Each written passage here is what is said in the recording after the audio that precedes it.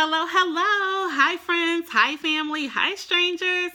My name is Shade, for those who don't know me, and we just recently surprised our 6-year-old son with a trip to Disney World, and I will link that surprise video in the comments below so that you can check it out. He was so excited about going, and I'm happy that we were able to do this with him.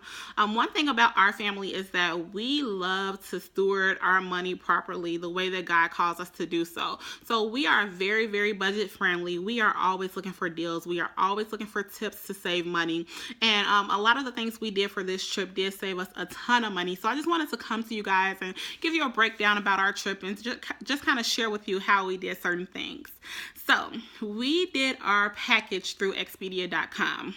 And we were able to get airline tickets and hotel for $297 a person.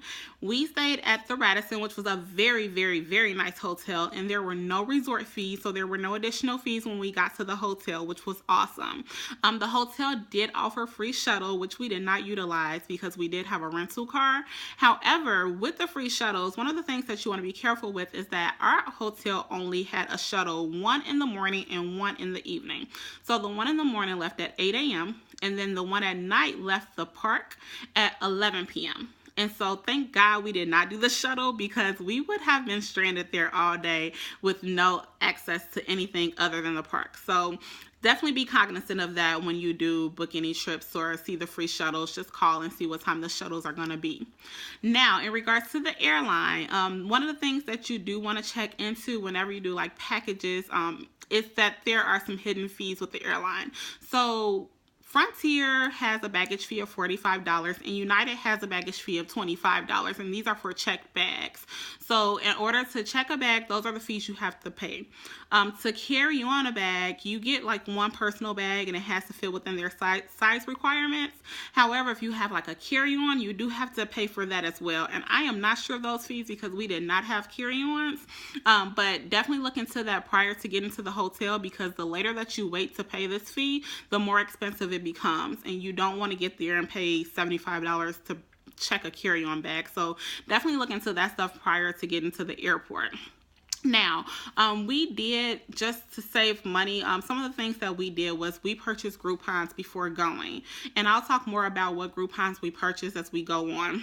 And I just have some notes here to make sure I give you guys all the information that I want to share with you.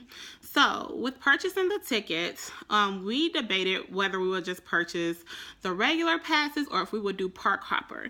And I'm very excited and happy that we did not do Park Hopper. There is so much to do in one day at one park that by the time you complete everything, it's time to go home and you don't have time to go to another park. So we only did a 2-day pass, which we purchased the tickets ahead of time, and there was no discount. We went straight through the Disney website. We could not find them any cheaper than what we found on the Disney website. So we went straight through them and we purchased a 2-day pass. So for the 2-day pass, we went to Magic Kingdom and we went to Animal Kingdom. Now, once you purchase these tickets, you do get the option to log onto the Disney World app, and you're able to create a login. And what this app does is it gives you every activity, every event, every ride that there is at every park. And so if you're like me, which I am a planner, I like to know what time I need to be there on time. If you're anything like me, then they let you set up your whole day from beginning to end. So I set our plans, and we had plans starting from 8:35 a.m. until 10:30 p.m. and the whole day was jam-packed with things. They also give you the option to do something called a Fast Pass. And what Fast Pass is, it gives you the opportunity to cut the line, basically. So we went on the app, and they show wait times for each ride, and we kind of went through the longest wait times. And then when we got to those wait times, those were the ones that we decided we were going to do Fast Pass for. Now, one of the things that I wasn't sure of, and I didn't know until we got there, was once you get through all 3 of the Fast Passes that they give you for free, they let you do additional Fast Passes. So that's pretty cool, and we were able to get on additional things with those additional Fast Passes. So you'll be able to see all that information once you buy the tickets and you purchase the app. And so that's what we did, and we did not get we did not get park hopper. It would have been a waste of money because we literally spent our entire day at each park. There would have been no time to go to another park. So our flight got into Orlando about 11 o'clock in the morning. And on Monday, we did not go to a park because we just figured that we would need the whole day for a park. So we spent the day at Disney Springs, and we had a Groupon for their tethered balloon, and it's called Characters in Flight. And it's really, really cool. It's kind of like a hot air balloon, but it's on a very long string, and it takes you like 500 feet in the air. And you get to see all of Disney Springs and all of the areas. Really, really cool, really fun. Kind of scary if you're afraid of heights. I was terrified up there, but you know, I did it for my son, and he enjoyed it. So we were able to do that, and we had a Groupon for it, so it was really, really inexpensive. And then we went to Build a Dino there, and we got to walk around that area and just sightsee a little bit. So we kind of just hung out Monday. Nothing too major. And then Tuesday is when we went to Magic Kingdom. So we woke up very early. We had breakfast like at a fast food restaurant before going into the park. Now, we did not know that once you park, you have to then get on a tram. The tram takes you to a ferry, and then you have to take a ferry over to Magic Kingdom, and then you have to go through security and get your ticket and everything. We just assumed that parking was on site, and so we had intentions on leaving Magic Kingdom and going to get lunch afterwards, and then coming back to Magic Kingdom. Well, that didn't really work because it took 40 minutes to get from the parking lot to the actual park. So had we left for lunch, it would have taken us 2 hours, and that would have been a waste of 2 hours in our day, and we just didn't want to do that. So we decided to eat lunch at Magic Kingdom. So lunch at Magic Kingdom is very, very, very expensive. We had Mexican. We went to a Mexican restaurant. My husband had fajitas, a very small portion of fajitas. I had nachos, which consisted of cheese, meat, and chips. And my son had a kid's meal, which was four mini corn dogs, grapes, carrots, and a juice box. And we spent $40. That was nerve-wracking. Let's just say that. It was not very fun to have to spend that amount of money and still be hungry walking away.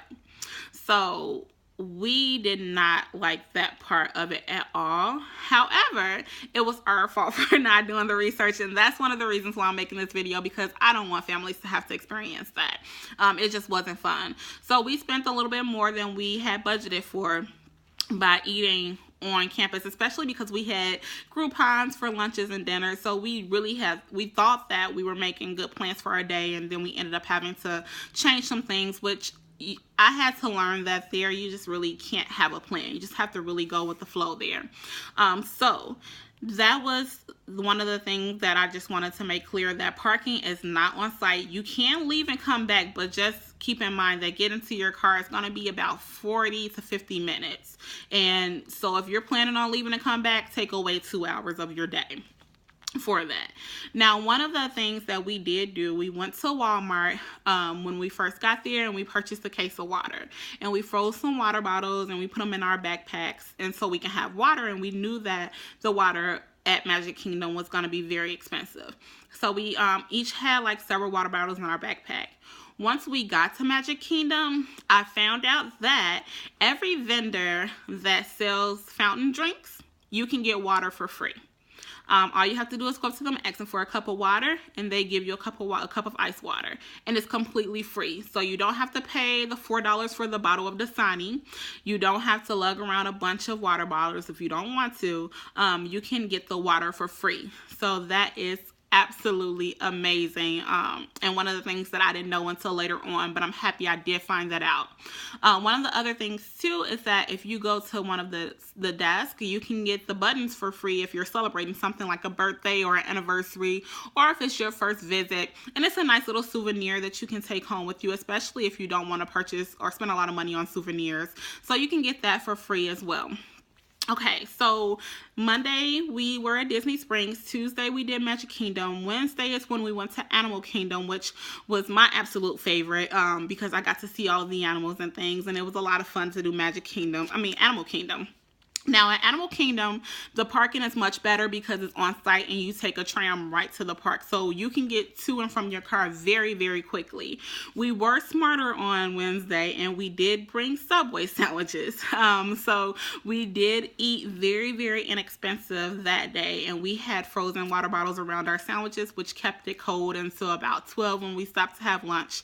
And we just sat and had lunch in an empty area, and like a low picnic style lunch. And then we were able to go about our day in less than 15 minutes and we didn't lose a lot of time. So that was perfect for us. Now on Thursday, we did not do any of the Disney parks.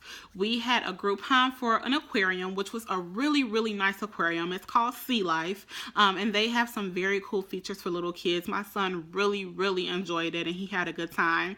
And then later in the evening, we had another Groupon for a monster truck ride, which the truck ride got to take us through like the wooded areas and their citrus farm, and then we got to see like some crocodiles and alligators in the water. So that was a lot of fun. And I think you can do a lot of different things with your children. It just kind of depends on what you like without spending a lot of money. You don't necessarily have to go to Walt Disney World while you're in Orlando to have a good time. And I think that's one of the things that we would do if we ever go again, is make sure that we're doing stuff outside of the parks, because while the parks are a lot of fun, you get to see all the characters and you get to just have a good time, there are so many other things that you can experience while in Orlando. So some of the money saving tips that I would mention is Photo Pass is an option that they give you when you purchase your ticket, and you can get all of the pictures that they take of you and the characters, you on the rides. You can get all those pictures for free. Well, not for free because you're paying $150 for the package, but you can get all of the pictures with the package. We did not get Photo Pass. However, when you go and take pictures with characters, the cast members who are there, they will take the pictures with your cell phone. So they just take your phone, they take the picture, and you don't have to pay for that at all. And it's not an inconvenience. They even asked, would you like to take a picture? Because at first I kind of thought that maybe they wouldn't do that. And the lady asked me for my cell phone so that she can take a picture. So that was pretty cool. Another money saving tip is just the free water. Make sure that you're getting the free water and you're not paying for water. The water was literally $4 a bottle.